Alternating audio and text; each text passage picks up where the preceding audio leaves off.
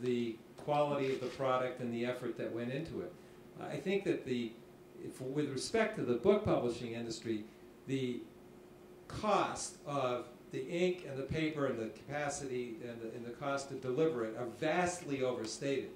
And in fact, for most publishing companies today, they have an array of new employees that they didn't used to have, and these are the people who take content and adapt it so it can be delivered digitally. It still is not cheap. Now, there is, of course, great turmoil in the industry in many ways because the book publishers have to, on the one hand, maintain the existing business of providing ink on paper content at the same time as they try to make sure that they've got a business model for the digital delivery that will work into the future. And so these are interesting times, I would say. But the marginal content of Leo Tolstoy's War and Peace is not zero, no matter how it is, the marginal value is not zero, no matter how it's delivered. And most authors would, or most authors would say what the publishers do is not well understood. And I think that part of our collective challenge is to convey the value of what we do in a way that the public will understand it. Well, if it comes to games or music industry, of course, or to movie industry, it comes really to production costs. Of course, everybody knows that producing high-quality movies, for instance, or games costs a lot of money, and of course, you have to get a return on investment. Otherwise, of course, we will not have these various content on that. It's a movie for free is really, or you cannot produce a really high-quality movie for free. This is impossible, actually. From my point of view, if you do it on the highest technical standard, actually. So, I really find that this kind of weird discussion that there are some people thinking that valuable content should be for free, actually. So, for free mentality, it's one of the main problems within the internet, actually. I think it's a philosophical question, and I know and I've been discussing that on other panels in the past years and past months, that a lot of professors, some of them coming from Harvard, are asking or raising the question whether intellectual copyright in its present form is fit for the so-called digital era, and of course it's a good question, and we have to deal with it. But I would like to cite our foreign minister, who was, I think, present here at the fair yesterday, and who said if we are if we don't have copyright protection anymore, we will have a psychological desert in not only in Germany or in the US, but I think everywhere. So it's a cultural and political issue which protects people who are only able to express their views and their feelings if they have a certain financial protection. Would anybody from the audience like to have a conversation with us about this? Why the title? What is it? Together now, maybe later, or something? Who wants to? Where is togetherness coming into this game, and where is it missing? My sense was that the organizers were looking to understand scope for collaboration across industries and what the challenges are in collaborating across industries.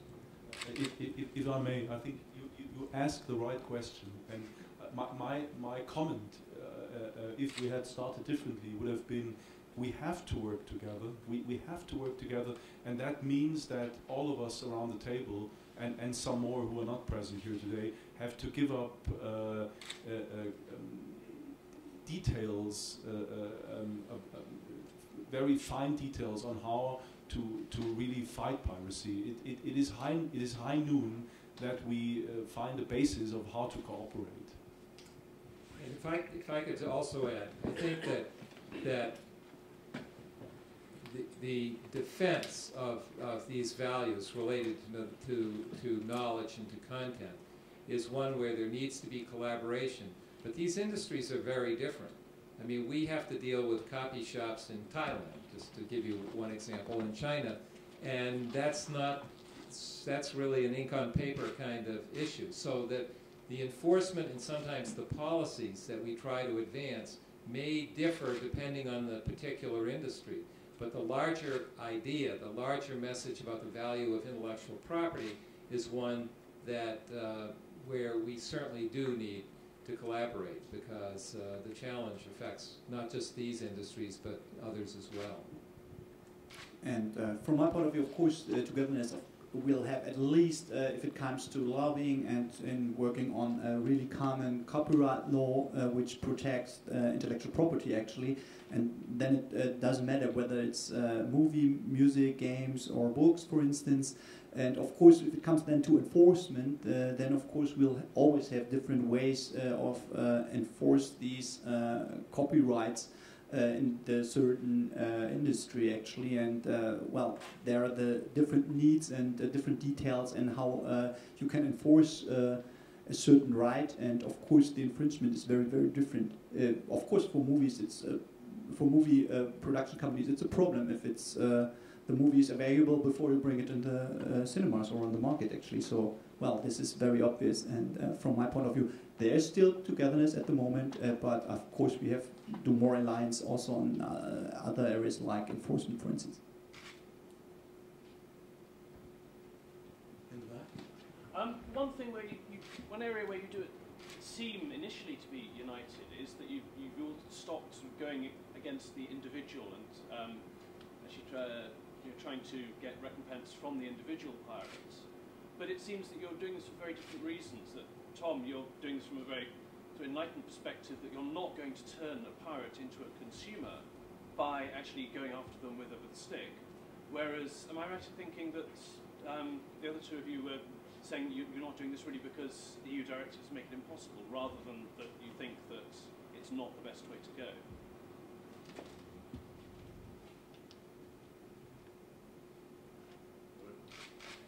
What's your... But that's a question for him, isn't it? Or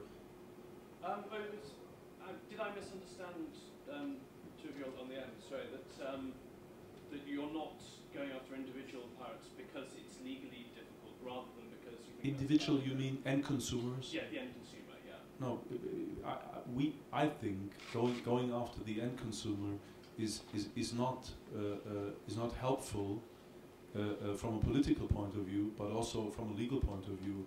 You have to get hold of those entities, first of all, which make money and which do not want to compromise in any respect as to the licensing of content, and it's those companies, as you know, which create those problems. Yeah. And in addition to those really illegal entities, as Alan said, we have the access providers who are legitimate companies at first sight, but who make a lot of money with illegal content.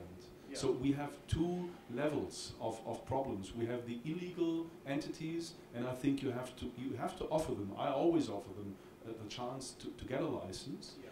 Normally they don't come back to us, with some exceptions. And then you have the access providers, which are allegedly legal companies because they are selling access to the internet, but they are selling access to the internet not just to a normal end consumer, but also to those companies who make use of it by establishing a network which is selling or which is making available legal content, but in an illegal way. And I think it's those two issues which have to be tackled. And of course, to add, there's something that's with respect to movie and games industry, that we have, of course, decided not to go after consumers with legal action, but that doesn't mean that it's not worth it to communicate with them, for instance, to convince them that intellectual property is really is a good which is worthwhile and which has to be protected, actually. So we are more fighting for free mentality on this consumer level, actually. Make clear that valuable content cannot be for free. in every area actually. So this is something could be an approach to do it together with all providers of intellectual property actually. So what kind of activities are you doing for this? Like you're informing them, or how yeah, do you I think you can do it with different approaches. One is a communication campaign, for instance. Other thing is that, of course, we have to make more clear public discussions that these for free content for free is really kind of a luxury we have in Germany, for instance, because with respect to the movie industry, we know that we have a lot of broadcasting stations in Germany, TV stations, for instance, and you can just for free watch, I don't know, 40 channels. This is one of the reasons why pay TV in Germany is not very successful, because you have so many content which is financed by commercials or by kind of tax in Germany. So the people are used to get a lot of entertainment content for free, almost for free actually. So this is a mentality we have to change, because when the internet started, everybody thought that the content has to be for free there, and that's one of the major problems of the publishers of newspapers, for instance, because they've just switched their content to the internet, and as Tom raised, they have no main problem that they want, of course, now to set up business models that news are now not for free any longer, but you have to pay for it. And there is a mentality that, well, I don't want to pay for it. Internet content has to be for free, and this is one of the main problems we have to discuss in the public, to make sure that there has to be a mind switch that digital goods and valuable content is not for free. Are you also working with schools? Yes, of course.